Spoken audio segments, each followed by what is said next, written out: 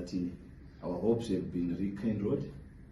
Mr. Ruby is here. We all know his experience, and in that position we need a leader in the field of play, and we have him in the form of Mr. Ruby.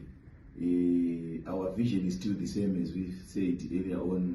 We have been always saying that we are gunning for the championship. We are not worried about what is happening on top there. We have to be worried about our own team, Caps United, knowing our problems, and we are solving that problem. So allow me to welcome Mr. Washington Arubi to the Green Machine for the next 2 years. He's not coming alone to demonstrate our seriousness. He's coming with also another decorated, a young goalkeeper, 24-year-old goalkeeper, Botswana national team goalkeeper, is arriving at 4 p.m. So we have to also thank some of our fans for having the experienced players in the team. He plays a very big role. He's been in football for so long.